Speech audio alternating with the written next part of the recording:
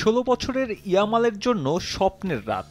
ইউরোর সর্বকনিষ্ঠ তো বটেই, সবচেয়ে কম বয়সে দুটো মেজর টুর্নামেন্টের মঞ্চে গোল করার রেকর্ডটাও এখন তার নামের পাশে।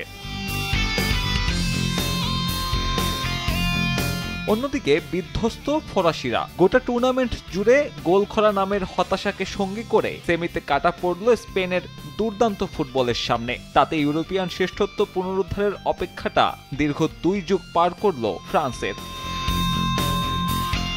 যদিও এদিন ম্যাচের শুরুতে হেসেছিল ফ্রান্সই। অ্যালিয়ান্স অ্যারেনায় এগিয়ে যেতে সময় লাগে মাত্র 8 মিনিট। দেম্বেলের পাসে বাঁ পাশ থেকে ঢুকে পড়েন এমবাপ্পে, এরপর ক্রস। কোলো মুয়ানির মাথা ছুঁয়ে ওপেন প্লেতে টুর্নামেন্টের প্রথম গোল। পিছিয়ে পড়ে মেজাজ হারায় স্প্যানিশরা। র্যাবিওকে থামাতে হলুদ কার্ড হজম জেসুস নাভাজের। তখনও ম্যাচের বাকি 75 মিনিট। ফ্রান্স যখন আক্রমণের মহড়া সাজাচ্ছিল তখনই বিস্ময় বালকের চমক। দাগ লাগুক যতবার, বার্জার ইজি ক্লিন একবার।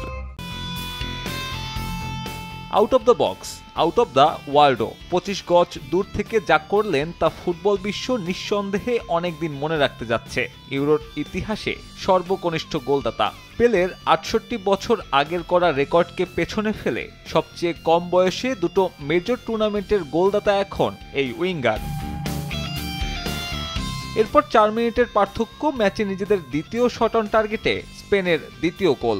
দানি ওলমোর শট কুন্দের পা ছুঁয়ে আবারও ফ্রান্সের জালে।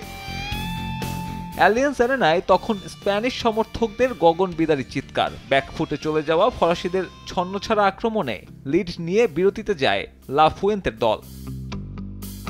দ্বিতীয়ার্ধে আরও আক্রমণাত্মক স্পেন। ফ্রান্স মরিয়া সমতায় ফিরতে। সুযোগও ছিল দেশামের দলের সামনে। অবশ্য ফাইনাল থার্ডের ব্যর্থতায় গোলের দেখা পাওয়াটাই হয়ে উঠছিল না দেম্বেলে এমবাপ্পেদের। উপায় না পেয়ে 63 মিনিটে একই সাথে 3 খেলোয়াড়ে বদল আনে ফ্রান্স। অভিজ্ঞ গ্রিজম্যানের সাথে নামানো হয় কামাভিঙ্গা আর বারকোলাকে। যদিও এত কিছুর পরেও আরাধ্যের গোলটাই পাচ্ছিল না দুইবারের চ্যাম্পিয়নরা। অবশ্য এই না পাওয়ার দায়টা নিজেদের কাঁধেই নিতে হবে ফ্রান্সের। একের পর এক সুযোগ হাতছাড়া, কখনো থিও হার্নান্দেজ, কখনো বা এমবাপ্পে। ভিড়ের মিসে স্বপ্ন ভাঙচুর ফরাসিদের। অন্যদিকে দীর্ঘ 1 যুগ পর আবারও ফাইনালে লা রোহা। প্রতিপক্ষ ইংল্যান্ড নাকি নেদারল্যান্ডস, সেটাই এখন জানার অপেক্ষা। সাব্বির মিথুন, সময় সংবাদ।